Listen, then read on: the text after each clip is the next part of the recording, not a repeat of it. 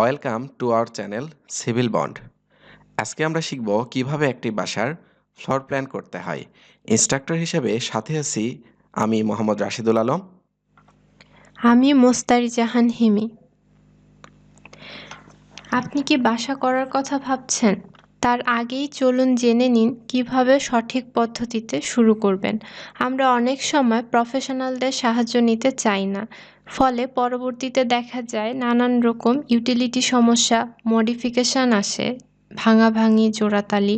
এর ফলে নির্মাণ ব্যয় বহুগুণ বেড়ে যায়, আর বাসাটি বসবাসের জন্য উপযোগী থাকে না। প্ল্যানিং করার সুবিধাগুলো কি? Proper use of every inch square. আপনার জমির প্রত্যেক স্কোয়ার ফিটের সঠিক ব্যবহার নিশ্চিত করার জন্য একজন অভিজ্ঞ কনসালটেন্টের সাহায্য নিয়ে প্ল্যানিং করা দরকার। Cost effective. প্ল্যানিংয়ের মাধ্যমে আপনার নির্মাণ ব্যয় অনেকাংশেই কমিয়ে ফেলা সম্ভব। Size and position. প্ল্যানিংয়ের মাধ্যমে লিভিং রুম, বেডরুম, টয়লেট এর স্ট্যান্ডার্ড সাইজ ও আপনার ডিমান্ড অনুযায়ী সামঞ্জস্য করে তাদের পজিশন নির্ধারণ করতে পারবেন একজন অভিজ্ঞ ইঞ্জিনিয়ার। যেমন ধরুন, ডাইনিং ও টয়লেট যদি মুখোমুখি থাকে তাহলে খাবার টেবিলে বসলে অনেক সময় দুর্গন্ধ আসতে পারে, যেটা মোটেই কাম্য নয়। Proper ventilation. আপনার বাসায় বেডরুম কিংবা লিভিং রুমে পর্যাপ্ত আলো বাতাস আসবে কিনা এটা প্ল্যানিংয়ের উপর ডিপেন্ড করে। ফ্লেক্সিবিলিটি। বর্তমানে বাসার অকুপেন্সি যদি ভবিষ্যতে পরিবর্তন করতে চান তাহলে আগে থেকেই প্ল্যানে সেটা মাথায় রাখতে হবে।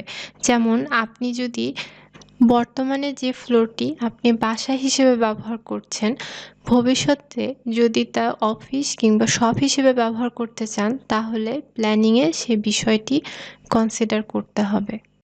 ফ্লোর প্ল্যানিংয়ের জন্য আমরা বেসিক দুইটা স্টেপ ফলো করি। স্টেপ 1-এ সার্ভে করে আমরা প্রয়োজনীয় সার্ভে ডাটা কালেক্ট করি এবং স্টেপ 2-তে সার্ভে ডাটা অনুযায়ী আমরা প্ল্যানিং এবং ড্রয়িংয়ের কাজটা করে থাকি। সার্ভে করার সময় আমরা যেসব ডাটাগুলি কালেক্ট করি তা হলো land measurement, find north, note surroundings, clients information, understand clients demand and share regulation. এই প্রত্যেকটা পয়েন্টকে চলুন এক্সপ্লেন করি যে কেন এই ডাটাগুলো আমাদের প্রয়োজন। ল্যান্ড মেজারমেন্ট, প্রথমেই আমাদেরকে জমির পরিমাণটা বের করে নিতে হয়। তো জমির পরিমাণ বের করার জন্য আমাদের কিছু সার্ভে ইনস্ট্রুমেন্টের প্রয়োজন পড়ে। তো সাধারণত জমিটা যদি খুব বেশি ইরেগুলার শেপ অথবা উঁচু নিচু হয়ে থাকে সেক্ষেত্রে অ্যাডভান্স সার্ভে ইনস্ট্রুমেন্টের প্রয়োজন হতে পারে। এছাড়াও প্রজেক্ট এরিয়া যদি অনেক বড় হয় সেক্ষেত্রেও অ্যাডভান্স সার্ভেইংয়ের প্রয়োজন পড়তে পারে। কিন্তু রেসিডেন্সিয়াল বিল্ডিংয়ের জন্য সাধারণত প্রজেক্ট এরিয়া খুব বেশি বড় বা কমপ্লিকেটেড হয় না, যার কারণে আমরা জাস্ট 3টা বেসিক ইনস্ট্রুমেন্ট দিয়েই সার্ভেইংয়ের কাজটা সেরে ফেলতে পারি। প্রথমেই আমাদের মেজারিং টেপের প্রয়োজন পড়ে। এখানে আমি একটা মেজারিং টেপের পিকচার অ্যাড করেছি। সেই সাথে পেন এবং নোটবুক, জাস্ট সিম্পল 3টা ইনস্ট্রুমেন্ট। এখন নোটবুকে প্রথমেই আমাদের অনুমান করে জমিটির শেপ ড্রয়িং করতে হয়। প্র্যাকটিক্যালি ফিল্ডে কিন্তু কখনোই একটা জমি পারফেক্টলি স্কোয়ার অথবা পারফেক্টলি রেক্ট্যাঙ্গুলার শেপের হয় না।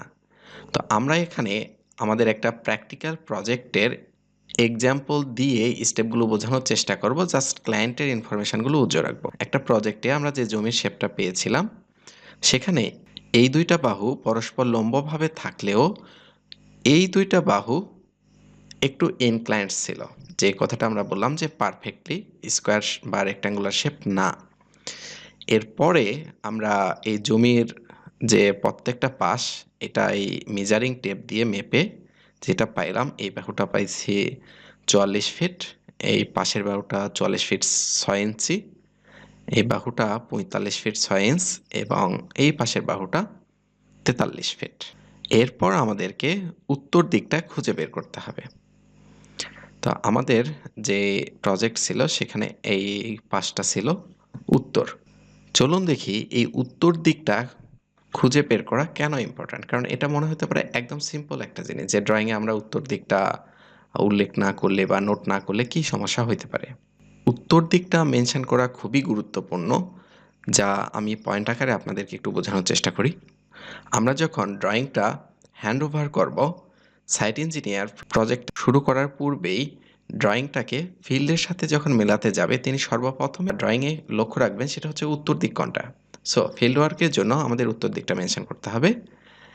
এছাড়াও সানলাইট অর্থাৎ সূর্যের আলো আমাদের বাসায় কিভাবে কোন পাশে বেশি প্রবেশ করবে এর জন্য আমাদের আসলে দিকটা জানা জরুরি। যেমন এখানে আহ, সূর্যের গতিপথটা দেখানো হয়েছে।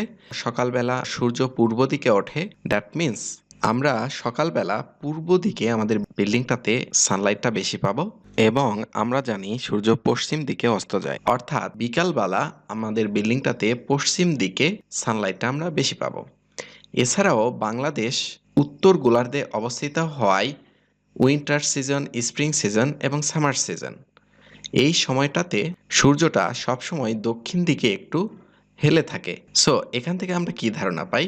এখান থেকে আমরা যেটা ধারণা পাই যে বাংলাদেশে সাধারণত যেসব বিল্ডিং করা হবে আশেপাশে যদি কোনো বিল্ডিং দ্বারা এরিয়াটা ব্লকড না থাকে সেক্ষেত্রে পূর্ব দিক, দক্ষিণ দিক এবং পশ্চিম দিক এই দিকগুলোতে আমরা সানলাইটটা বেশি পাবো এবং উত্তর দিকে তুলনামূলক সানলাইটটা কম পাবো। এটা কেন লাগবে?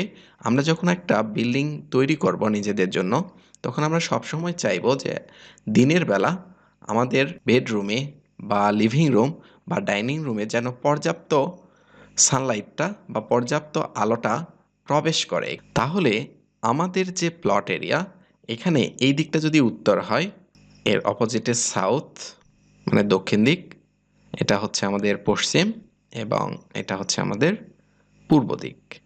তার মানে আমরা বলতে পারি আমাদের যে এরিয়া এই এরিয়াতে পূর্ব দিক, দক্ষিণ দিক এবং পশ্চিম দিক এই দিকগুলো থেকে আমাদের বাসায় সানলাইটটা বেশি প্রবেশ করবে। এরপরে হচ্ছে ভেন্টিলেশন। ভেন্টিলেশনটা এখানে আমরা মেন করতেছি এয়ার ফ্লোটাকে, যে আপনার বিল্ডিংয়ে বাতাসের প্রবাহটা থাকবে কিনা। তো সাধারণত বাংলাদেশে এয়ার ফ্লোটা হয় মৌসুমি বায়ুর প্রভাবে। তো মৌসুমি বায়ু সাধারণত দক্ষিণ এবং দক্ষিণ পূর্ব দিক থেকে প্রবাহিত হয়। তো যদি আমাদের এরিয়াটা আশেপাশে ব্লকড না থাকে সেক্ষেত্রে দক্ষিণ এবং পূর্ব দিক থেকে বাতাসের প্রবাহটা বেশি হবে। এছাড়াও বিভিন্ন কারণে অন্যান্য দিক থেকেও বাতাসের প্রবাহ হইতে পারে। এরপর গুরুত্বপূর্ণ একটা পয়েন্ট হচ্ছে টয়লেট ওরিয়েন্টেশন। তো সাধারণত আমরা টয়লেটে যখন হাই কমোড বা লো কমোড যেটাই বসে না কেন এটা কনভেনশনাল প্রথা হচ্ছে উত্তর দক্ষিণ বরাবর মুখ করে রাখতে হয়। এখন আমরা যদি আমাদের ড্রয়িংয়ে উত্তর দিকটাই মেনশন করে না নিই, পরবর্তীতে যখন প্ল্যানিং করব টয়লেটের ওরিয়েন্টেশন নিয়ে আমাদের বেশ প্রবলেমের সম্মুখীন হতে হবে। এর পরের পয়েন্টটা হচ্ছে নোট সারাউন্ডিংস। আমাদের যে জমিটা ছিল তার আশেপাশে কি আছে সেটাকে নোট করতে হবে। যেমন পশ্চিম পাশে একটা বাসা ছিল, উত্তর পাশে একটা বাসা ছিল, পূর্ব দিকে 20 ফিট প্রশস্তের একটা রাস্তা ছিল এবং দক্ষিণ দিকেও 20 ফিট প্রশস্তের একটা রাস্তা ছিল। আচ্ছা, এখানে 20 ফিট প্রশস্ত রাস্তা বলতে আমরা আসলে রাস্তার কতটুকু প্রশস্তটা বুঝবো? অনেকে মনে করতে পারে জাস্ট পেভমেন্টের প্রশস্ততা নিলেই হবে, বাট এখানে প্রশস্ততা বলতে আমরা বুঝবো পেভমেন্ট সহ রাস্তার দুই পাশে যদি ড্রেন থাকে এবং যদি ফুটপাত থাকে তাহলে রাস্তা প্লাস ড্রেন প্লাস ফুটপাত মোট প্রশস্ত পরিমাপ করতে হবে। পরের পয়েন্টটা ছিল ক্লায়েন্টস ইনফরমেশন। এখানে আসলে ক্লায়েন্টের বিভিন্ন ইনফরমেশন যেমন নেম, লোকেশন এবং অবশ্যই ফোন নাম্বারটা নেওয়া জরুরি, পরবর্তীতে ক্লায়েন্টের সাথে আমাদের কানেক্ট করার প্রয়োজন পড়তে পারে, এবং ডেট নোট করব। দেন মোস্ট ইম্পর্ট্যান্টলি আমাদেরকে ক্লায়েন্টসের ডিমান্ড কি সেটা জানতে হবে। আমরা যদি ক্লায়েন্টের ডিমান্ডটাকে ফুলফিল করতে না পারি সেক্ষেত্রে প্ল্যানিংটা যতই সুন্দর বা যতই ভালো হোক না কেন কখনোই ক্লায়েন্ট সেটা গ্রহণ করবে না। চলুন ক্লায়েন্টের ডিমান্ডগুলো কি কি ছিল তা আমরা জেনে নিই। প্রথম ডিমান্ডটা ছিল 3 স্টারের রেসিডেন্সিয়াল বিল্ডিং। তিনি 3 তলা একটি বাসা করবে এবং ভবনটা হবে আবাসিক ভবন নিজেদের থাকার জন্য বা ভাড়া দেওয়ার জন্য। নির্মাণ বিধিমালা অনুযায়ী বাসাটি 3 তলা করা যাবে কিনা তা আমরা পরবর্তীতে ক্যালকুলেশনে দেখাবো। আচ্ছা, গ্রাউন্ড ফ্লোর রিকোয়ারমেন্ট ছিল কার পার্কিং স্লট একটা, বেডরুম 3টা, টয়লেট একটা অ্যাটাচড প্লাস একটা কমন, বেলকনি যদি সম্ভব হয়, কিচেন একটা এবং drawing dining. First floor requirement ছিল বেডরুম 3টা অথবা 4টা, টয়লেট একটা জাস্ট একটা কমন, বেলকনি 2টা বা 3টা, কিচেন একটা এবং drawing dining. Second floor requirement ছিল 2 ইউনিট। এটা আসলে উনি রেন্ট দেওয়ার জন্য 2টা ইউনিট করতে চাচ্ছিলেন। তো প্রত্যেক ইউনিটে 2টা করে বেডরুম, একটা করে টয়লেট, একটা করে বেলকনি, একটা কিচেন এবং ড্রয়িং ডাইনিং। এরপর ওনার আরেকটা রিকোয়ারমেন্ট ছিল, সেটা হচ্ছে এই বরাবর তিনি সিঁড়িটা রাখতে চাচ্ছিলেন এবং মেন গেট বা এন্ট্রিটা তিনি চাচ্ছিলেন এই পজিশনে। সো এই ডাটাগুলো কালেক্ট করলেই আসলে আমরা প্ল্যানিংয়ের কাজটা শুরু করতে পারবো। যদি আমাদের ফিল্ডে গিয়ে সার্ভে করাটা সম্ভব না হয়, সেক্ষেত্রে আমরা ক্লায়েন্টের কাছ থেকে এই 5টা পয়েন্টের ইনফরমেশানগুলো কালেক্ট করলে সার্ভে না করেও বাসায় বসে আমরা প্ল্যানিংয়ের কাজটা করতে পারবো। এর পরের স্টেপে আমাদেরকে রেগুলেশনটা শেয়ার করতে হবে, অর্থাৎ নির্মাণ বিধিমালা ক্লায়েন্টের সাথে শেয়ার করতে হবে। তো প্রথমেই যে বিষয়টা সেটা হচ্ছে সেটব্যাক। আমরা বিল্ডিং করার জন্য কিন্তু কখনোই জমির পুরাটা অংশ ব্যবহার করতে পারবো না। আমাদের অবশ্যই চারপাশে কিছু পরিমাণ জায়গা ছেড়ে দিয়ে আমাদের বিল্ডিংটা দাঁড় করাইতে হবে। তো এখন এই কতটুকু জায়গা ছাড়বো, এটা বাংলাদেশের যে নিয়ম আছে বা রাজুকের ঢাকার মধ্যে হলে আমাদের রাজুকের নিয়ম ফলো করতে হবে, বা পৌরসভার মধ্যে হলে পৌরসভার নিয়ম ফলো করতে হবে। আপনার জমি যে পৌরসভার অন্তর্ভুক্ত হবে, আপনি চাইলে নির্মাণ বিধিমালাটা ওই পৌরসভা থেকে সংগ্রহ করতে পারেন। বাংলাদেশে যে নির্মাণ বিধিমালা আছে সেটা হচ্ছে বাংলাদেশ গেজেট অতিরিক্ত মে 29/2008 সালে প্রণয়ন করা হয়। এটার পিডিএফ পেজ নাম্বার 46-এ গেলে আমরা সেটব্যাক সম্পর্কে ডিটেলস ধারণা পাবো। আচ্ছা, আমি আপনাদেরকে এখন এই পিডিএফটাতে নিয়ে যাই। বাংলাদেশ গেজেট প্রায় 200 পেজের একটা পিডিএফ। এখানে আসলে বাংলাদেশের রাজুকের নির্মাণ বিধিমালা ডিটেলসে বলা আছে। আপনারা যদি শুরু থেকে শেষ পর্যন্ত পড়তে পারেন, এখান থেকে নিয়মগুলো সবগুলো জেনে যাবেন। বাট পড়তে না পারলেও যে বিষয়গুলো লাগবে তা আমি আপনাদেরকে দেখাবো। আমি ডিরেক্টলি 46 নাম্বার পেজে চলে গেলাম। এখানে দেখেন ইমারতের সেটব্যাক, অর্থাৎ আমরা চারপাশে কতটুকু জায়গা ছেড়ে দিব। ইমারতের উচ্চতা 33 মিটার অথবা 10 তলা পর্যন্ত। অর্থাৎ এখানে যে সেটব্যাকের সারণীটা দেওয়া আছে এটা 10 তলা পর্যন্ত, এর চাইতে বেশি হলে পরে আরও অন্য টেবিল আছে।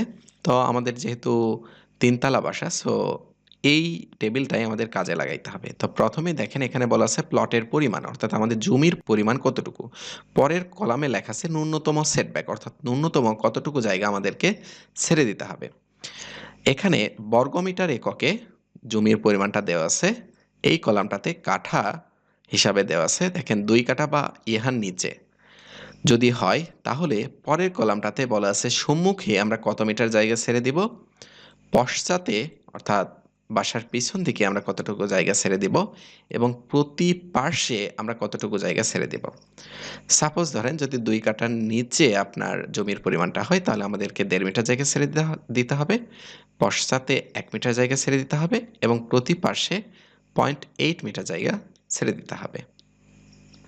এছাড়াও ডিটেলস আরও অনেক নিয়মকানুন আছে এখানে আপনারা দেখতে পাচ্ছেন।